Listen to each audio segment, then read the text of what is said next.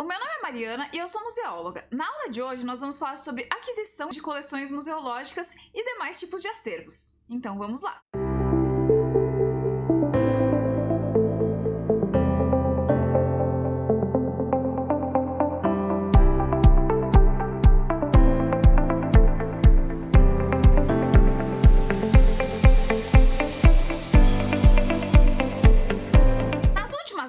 Nós falamos sobre a mudança de status de objetos de valor utilitário para objetos de valor simbólicos que pertencem a coleções. Nós falamos também sobre tipos de acervos que fazem parte dessas coleções. E hoje a gente vai falar um pouquinho mais sobre como coleções são formadas e de onde que veio essa ideia da gente colecionar coisas. E também como funciona a aquisição de coleções em museus e em instituições culturais. A ideia do colecionismo ela é tão antiga quanto a própria consciência humana.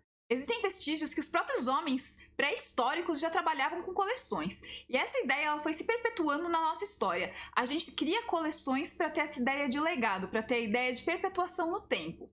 Mas como funciona esse tipo de seleção em instituições culturais e em museus? Semana passada a gente falou sobre tipologias de acervos. E a gente viu também que os museus são classificados em tipologias também, pensando nas grandes áreas de conhecimento. Quando a gente seleciona um acervo para um museu, ele normalmente vai estar enquadrado de acordo com essas grandes áreas de conhecimento.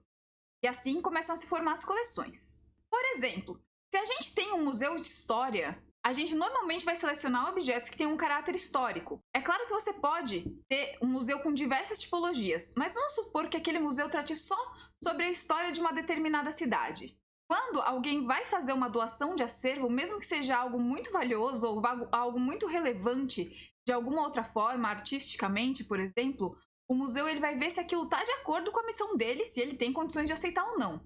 Então não adianta alguém fazer a doação de uma obra do Pablo Picasso para um museu de história de uma cidade do interior.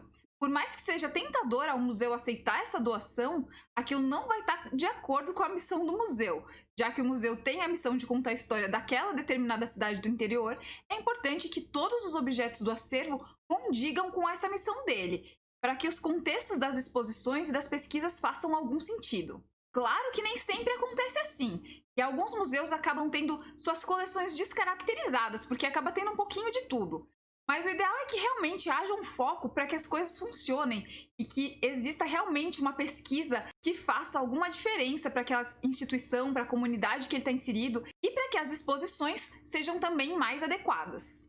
Quando a gente tem um acervo muito amplo que tenta fazer um recorte muito grande, a instituição normalmente não acaba tendo nem condições financeiras de armazenar esse tipo de acervo e nem tem condições de processar todo esse acervo, de fazer pesquisas sobre eles e depois de extroverter isso através de exposições. Acaba ficando uma situação bem complicada. E como essas coleções, esses objetos, eles chegam para o museu? Bem, tem várias formas de um museu adquirir acervos. A gente fala da aquisição de acervos. Eu estou falando de museus, mas serve também para diversos tipos de instituições culturais e às vezes até mesmo para coleções particulares. A forma mais conhecida é a doação. É muito comum que indivíduos e instituições cheguem a museus ofertando objetos para fazer parte do acervo. Alguns desses objetos vão ser aceitos e outros não. Os critérios para ser aceito depois de uma doação têm exatamente a ver com aqueles que eu falei. Se faz parte, se tem a ver com a missão. Normalmente vai se verificar se você tem mais de um exemplar daquilo. Por exemplo, chega uma pessoa querendo doar uma máquina de escrever, mas o museu já tem 4 máquinas de escrever exatamente iguais, do mesmo ano, do mesmo modelo, tudo. Por que o museu vai querer adquirir mais uma? Sendo que a ideia é que ela pode contemplar que todo o valor simbólico dela já está representado nas outras 3. Então, em geral, os museus eles têm uma política de aquisição de acervos que vai determinar exatamente qual a quantidade de objetos iguais que o museu vai querer adquirir ou não. E a partir daí ele pode ou não aceitar as doações, lembrando sempre da ideia da missão do museu. Uma outra forma de aquisição de acervos é a compra. Supondo que o museu ele trabalhe com esse processo, não todos os museus trabalham com compra, até porque muitas vezes não tem condições financeiras para arcar com isso, mas que tem algum vendedor de obras de arte, de repente para um museu de artes, que tem algum objeto que faria uma diferença muito grande para aquela coleção, que tem tudo a ver com a coleção do museu, o museu pode sim investir e comprar um acervo para adquirir e colocar na sua coleção. Isso é uma forma comum, muitos museus fazem isso, principalmente os museus de arte mesmo. Uma outra forma de aquisição de acervos é o legado. O legado é nada mais, nada menos do que a herança. Supondo que alguém tenha uma coleção, não sei, de livros, de objetos históricos e deixe em testamento que, após a morte dela, aqueles livros, aqueles objetos históricos vão ser doados para o Museu X. Depois que a pessoa morre e o testamento ele é lido, esses objetos eles vão parar no Museu X. Claro, se o museu tiver interesse nisso. Novamente, o museu ele não tem obrigação nenhuma de aceitar nenhum tipo de legado, mas é uma das formas de aquisição e acontece até com certa frequência.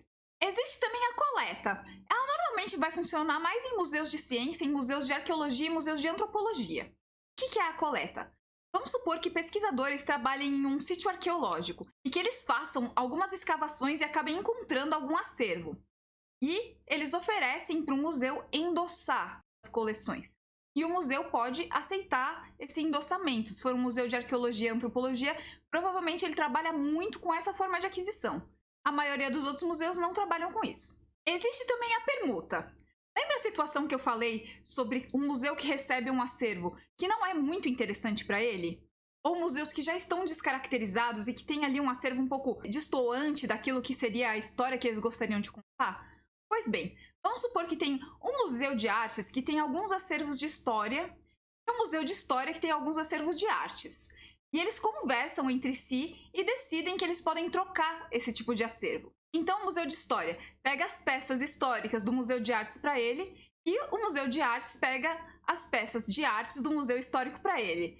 E assim eles acabam ficando felizes e cumprindo a sua missão e tendo um acervo de acordo com isso, sem precisar comprar ou fazer outra forma de aquisição. É muito comum que isso aconteça, inclusive. Nesse mesmo sentido, existe a transferência. Supondo que o Museu de História tenha um acervo de artes, mas o Museu de Artes não tenha nenhum tipo de acervo histórico, o museu decide fazer uma transferência do acervo de artes para o Museu de Artes. E sem ficar com nenhum acervo em troca. Então não há essa troca, não há permuta. Mas há uma transferência de um acervo de uma instituição para outra. E existe o empréstimo, que é exatamente o que a palavra diz. Ela é uma forma de aquisição temporária. O acervo ele não passa a pertencer ao museu, mas ele fica algum tempo no museu. Então você faz um empréstimo para uma exposição de alguns acervos de outra instituição, monta a exposição, você tem lá um termo dizendo que você vai ficar responsável por aquele acervo e tudo acontecer com ele por 30 dias. Depois desses 30 dias você devolve o acervo para a instituição de origem. Claro que esse tempo pode ser muito maior, pode ser 6 meses, 1 ano, 2 anos, enfim, mas ainda assim é algo que tem um prazo determinado. Eu falei aqui das principais formas de aquisição de acervos. Não necessariamente todas, existem algumas outras, mas o assunto é muito amplo e eu quis trazer só uma base para vocês. E agora a gente vai para a nossa atividade da semana. Para essa atividade da semana, eu quero que vocês imaginem que vocês tenham um museu aí na casa de vocês. E vocês vão fazer a seleção de 5 acervos em papel. E vocês vão descrever a razão para vocês estarem adquirindo aqueles 5. Para vocês entenderem um pouco melhor essa atividade, eu vou fazer aqui em casa. E aí vocês pensam em algo parecido para fazer por aí. Então, aguardo a atividade de vocês lá no Google Sala de Aula. Para minha atividade, eu escolhi que o meu museu vai ser sobre revistas de videogame. E eu selecionei aqui algumas revistas para a gente ver se elas vão fazer parte do acervo ou não. Separei essa revista. Ela fala sobre videogames. Ela está num bom estado de conservação. E ela vai fazer parte do acervo. Essa também. Essa também. Essa também. E essa também. Essa daqui, que ela não tem nada a ver com o nosso recorte, ela é uma revista sobre guitarra. E apesar dela estar em um bom estado de conservação e eu gostar do tema, ele não tem nada a ver com o nosso museu, então a gente não vai adquirir. Esse foi o recorte que eu escolhi. Na casa de vocês, vocês podem escolher outras coisas. Podem ser desenhos de vocês, cartas de amigos, cadernos antigos, livros ou o que vocês tiverem por aí.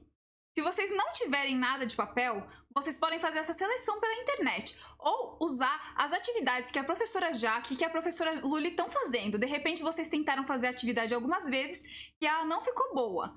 E essas que não ficaram boas podem não fazer parte da sua coleção. E as que ficaram boas, vocês podem usar para a coleção de vocês. Eu estou escolhendo isso porque a gente ainda vai usar esse acervo para outras aulas. Então não esqueçam, depois de vocês fazerem essa seleção do que vai fazer parte do museu de vocês ou não, de vocês fotografarem e explicarem o recorte que vocês escolheram para o museu e por que alguns desses objetos vão fazer parte da sua coleção e outros não.